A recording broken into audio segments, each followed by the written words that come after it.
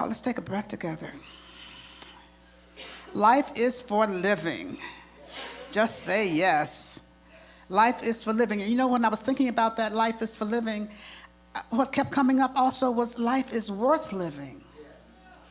Life is worth living. I've been hearing that all week. Life is worth living.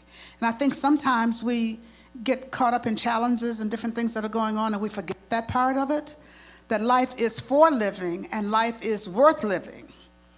And we really get a chance to do that, to be in that place of living life fully and completely as we recognize that life is worth living, and we say yes to it.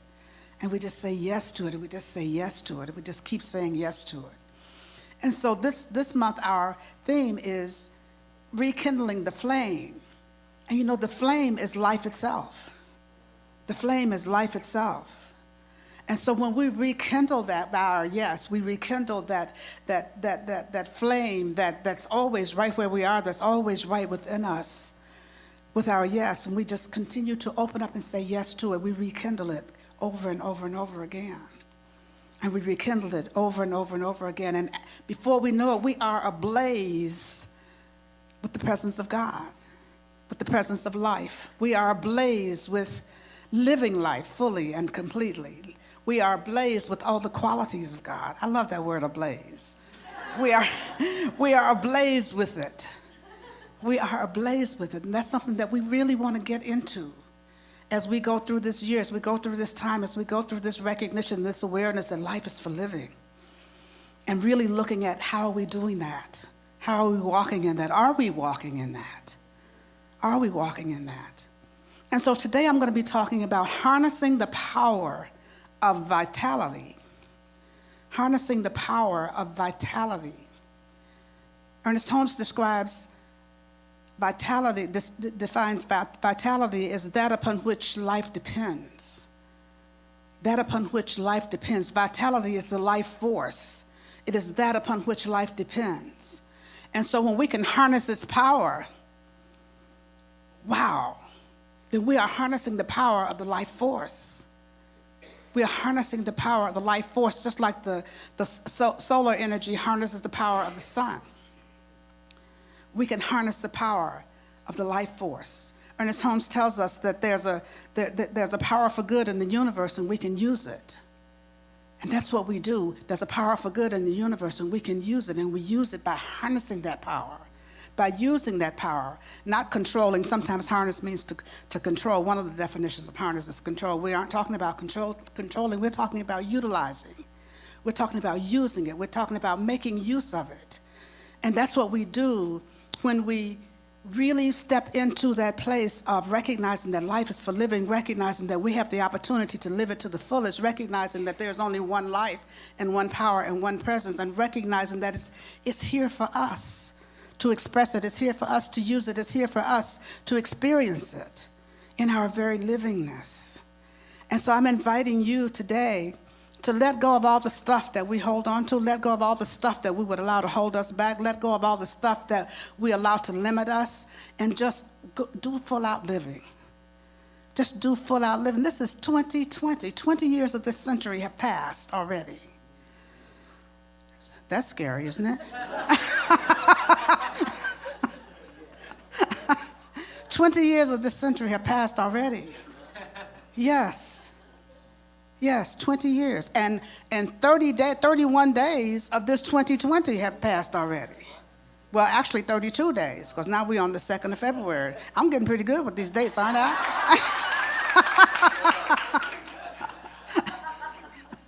Pretty good. So I'm just inviting us to really step into that place where we are just knowing absolutely that life is for living. It is for us to live it, and to open ourselves up so that we can live it to the fullest, so that we can express God in ways that we've never done before, so that God can express itself through us as it has never done before, because we are more and more open to it. We are more and more available to it. And so there are some things I want you to think about just as we go through this time of harnessing that power of vitality, harnessing that life force. Harnessing also means to hitch something, hitch onto something. So I'm inviting you to hitch on to God. Hitch on to that power, that life force. Hitch yourself to that life force. And when we hitch on to that, then wherever it goes, we are with it. Wherever we go, it is with us. We are hitched to it. So hitch on to that life force so that we can open up and we can move forward in our lives in ways that we didn't even imagine that we could before. But there's some things you have to do in order to do that. One of them is to stop arguing for limitations. Stop arguing for limitations. I've been hearing quite a bit of that lately. Stop arguing for your limitations. You know, the only way we can live a freer life, a life with fewer restrictions, is to be willing to give up our limitations. And sometimes, believe it or not, we're not. Whenever we start out, but you don't understand my situation. That's what I have people tell me sometimes. But you don't understand my situation. It's always been this way in my life. This is the way it has always been in my family. This is the way we do things. This is the way things always happen to me. This is the way I was raised. This is the way whatever. Ernest Holmes says that while it is true that wrong conditions exist, they cannot remain unless there's someone to experience them. I'll say that again. He says, while wrong conditions exist, they cannot remain unless there's someone to experience them. While wrong conditions exist, that's an acknowledgement. Wrong conditions do exist, but they cannot remain unless there's someone to experience them. He said, consequently, conditions have to be a matter of consciousness. In order to change the experience, when we change our consciousness, the wrong condition disappears, because conditions are a matter of consciousness. And so that's what we talk about every week, over and over and over again, changing consciousness. Change your thinking, change your life. Change your thinking, change your life. Reverend Leonard, change your thinking, change your life. I'm saying that. Change your thinking, change your life. Effect reflects cause. Effect reflects cause. So whatever effects we are experiencing in our lives, it's reflective of the cause, whatever caused it. Cause and effect, they're two sides of the same coin. And so in order to change your experience, you got to change your consciousness. Because the conditions are just that. They're just conditions. They just come up. They're a matter of consciousness. And so, again, while wrong conditions do exist, they cannot remain unless there's someone to experience it. And if we have a consciousness at the level of the condition, then we get to experience the condition. And what we have to do to change that is to shift our consciousness to a higher level so that we experience conditions at that level. And we begin to recognize the truth of our being, that there's only one life, there's only one power, there's only one mind, there's only one consciousness, and that is God. And so when we move into that knowing, when we move into that place, then we become totally aware, totally one with, totally connected to that one, and our lives begin to reflect that. Because we are in alignment with first cause. God is first cause. We are in alignment with first cause. When we are in alignment with first cause, all conditions that come through are perfect conditions. They are in alignment with that first cause also. Cause and effect, two sides of the same coin.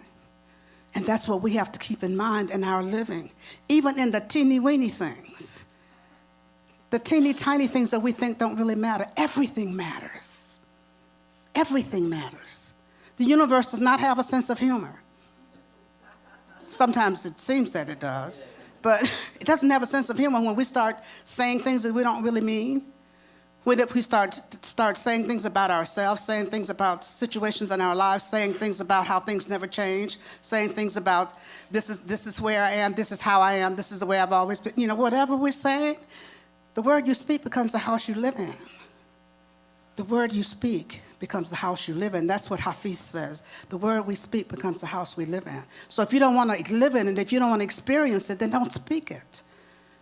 Get to the place where you start to speak the truth about everything, particularly about yourself, particularly about your life, particularly about your oneness with God, particularly about how you want to move forward in your life, things you want to experience in your life. And so that brings me back to what I first said about arguing for limitations. We don't have to argue for our limitations. We can let them go. We can choose different things. We can choose to live a different kind of life. We can choose to have different kinds of experiences in our lives. And so when someone is trying to show us a different way, or we're saying a particular way, or we're not feeling so well, and someone tells us it's okay, things are getting better, and we say, no, but you don't understand, this hurts. And you don't understand, this has been hurting for a long time, or this has been the situation for a long time, or it's not going to get any better because that situation exists, or this circumstance happened, or that event came up. That's arguing for limitations. That's arguing for limitations. And so if you want to experience something better, if you want to experience something different, you got to be willing to let those restrictions go. We got to be willing to release those things that don't serve us. We got to be willing not to argue for them. We got to be willing to do something different. And so I'm inviting you today to be willing to step up higher.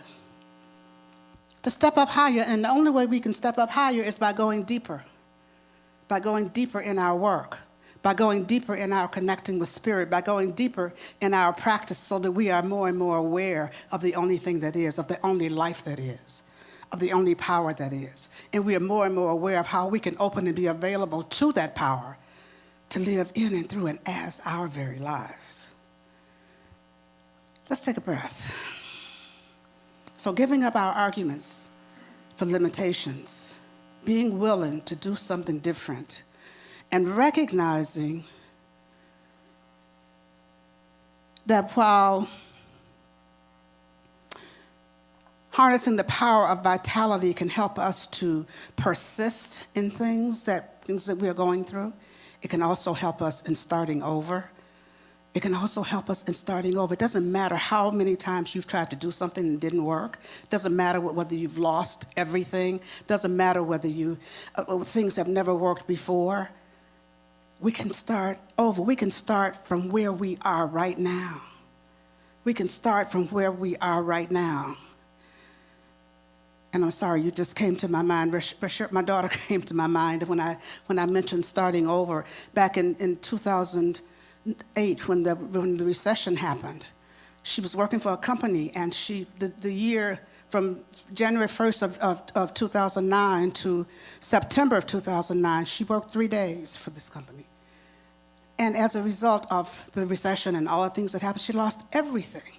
She lost her house, she lost her car, she kept her 2 little dogs.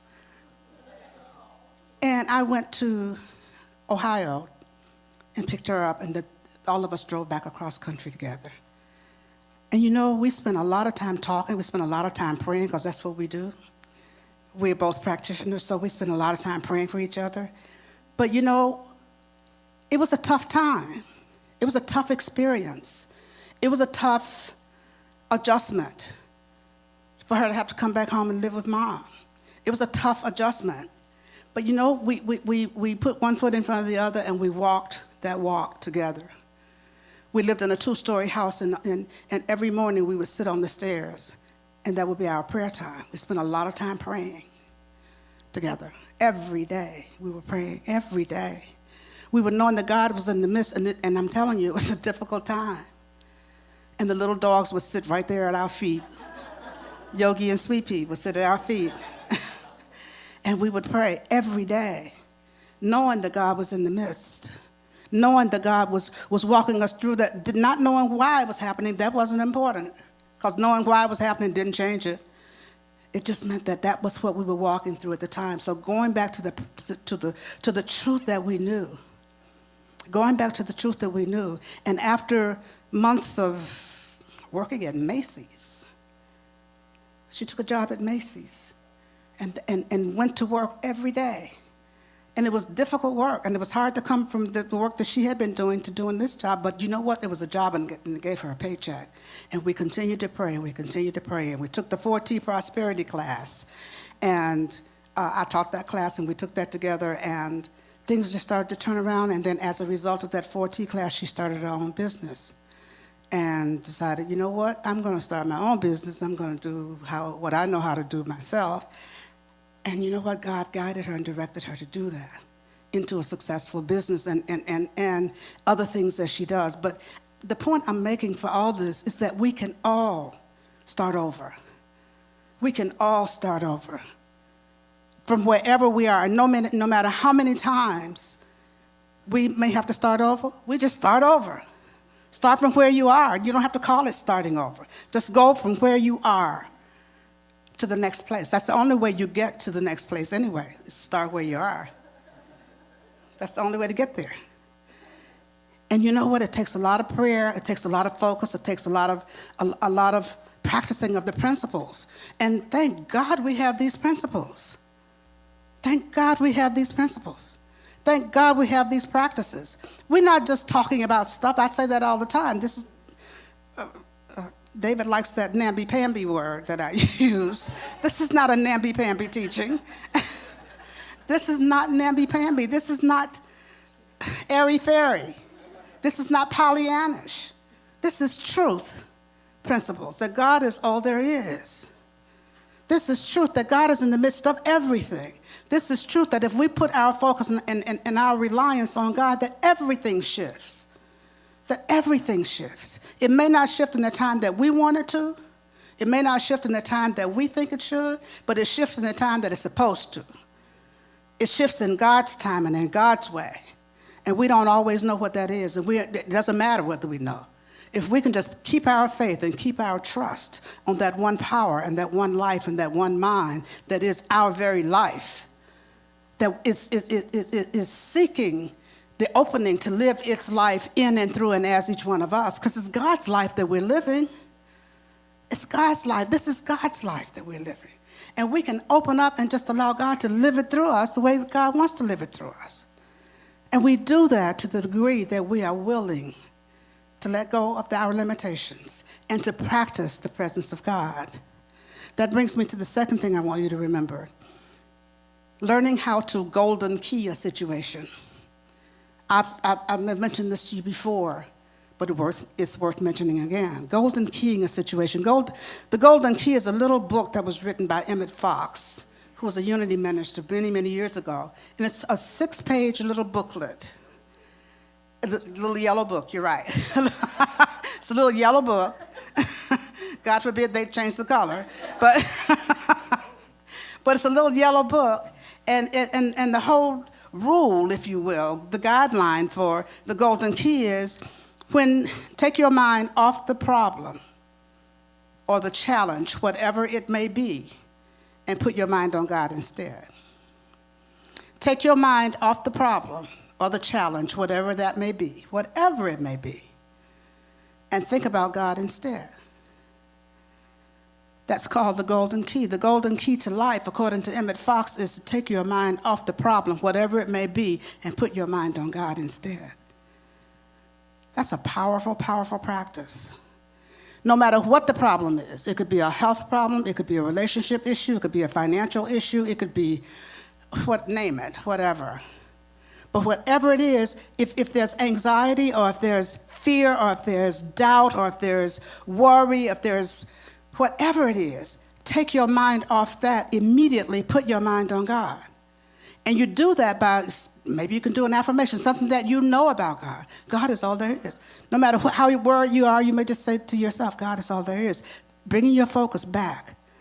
Bringing your focus back to God. Bringing your focus back. Whatever it is before you that's disturbing you, bring your focus back to God. Take your mind off the problem and put your mind on God, and everything will shift. Because that's how we learn to practice the presence. That's how we learn to be at one. That's how we learn to make that connection when we need to make that connection. And that may seem a little iffy. That may seem a little easy. That may seem all those things. And yeah, it is. Just keep doing it. Just keep doing it. Just keep doing it.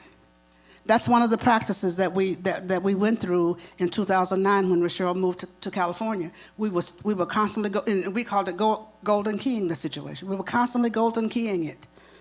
We were constantly golden keying it. Whatever it is, you look at the computer at your bank account, and you, instead of freaking out, you just say, "Think about God." God is in the midst of those zeros.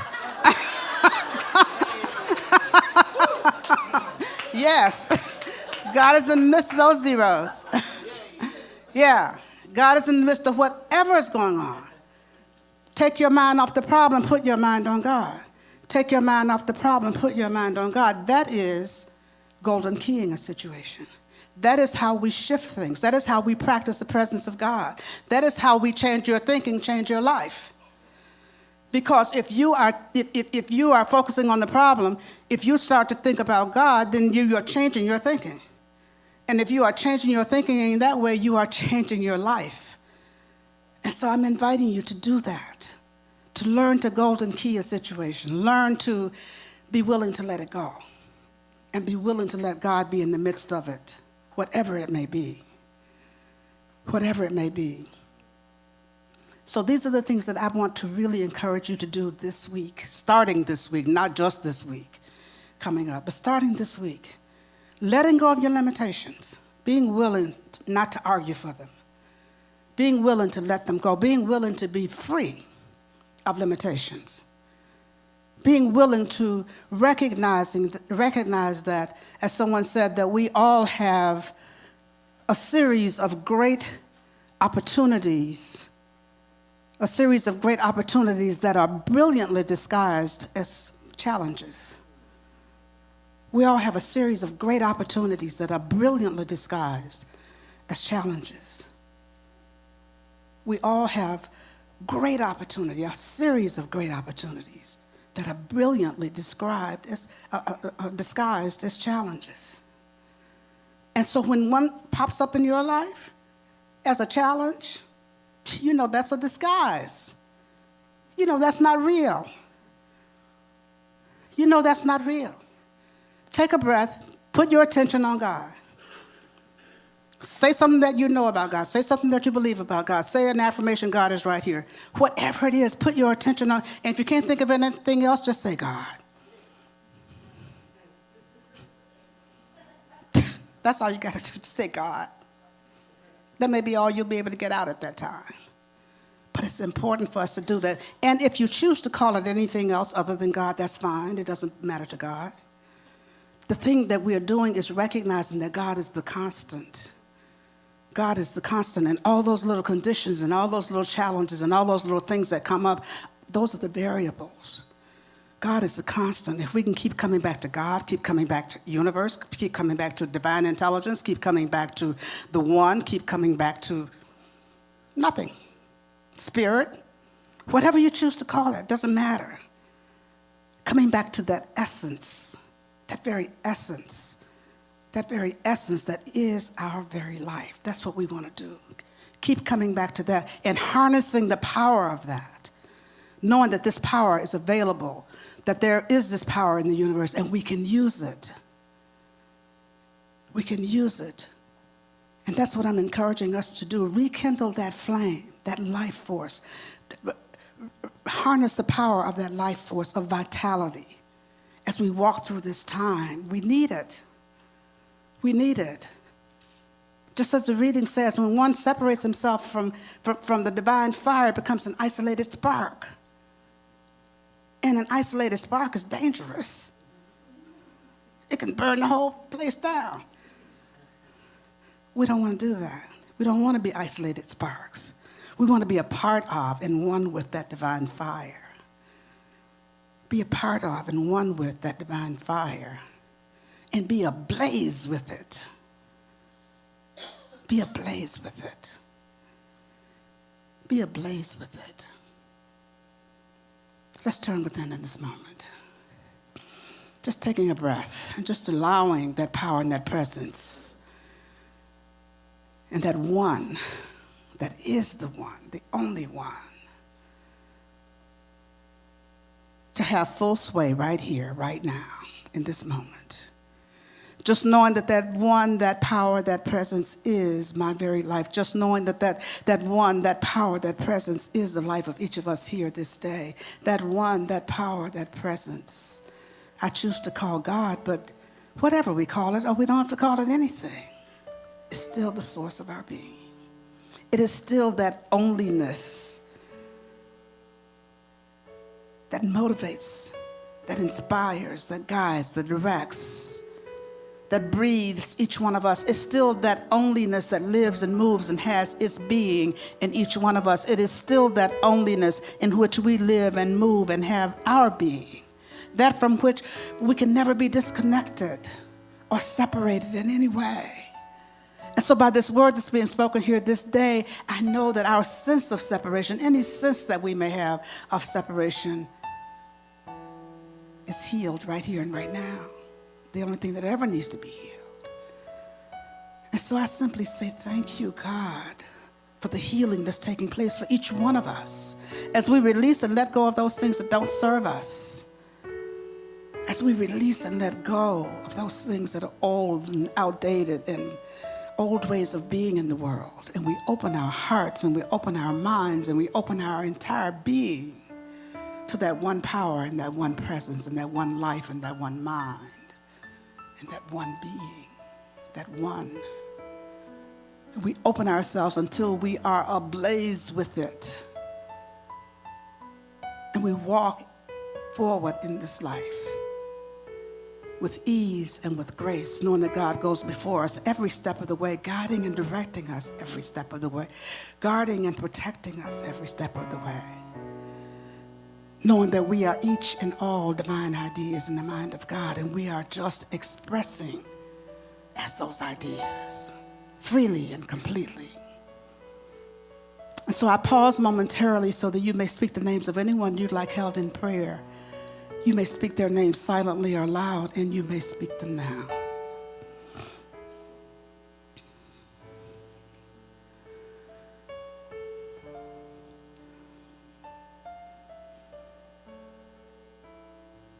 And so I'm just knowing absolutely that right where each person is, whose name was spoken here this day, God is. In the midst of everything that may be going on in their lives, God is blessing and keeping them. This prayer goes out to anyone on this planet needing a prayer this day. God is in the midst of every circumstance, every situation.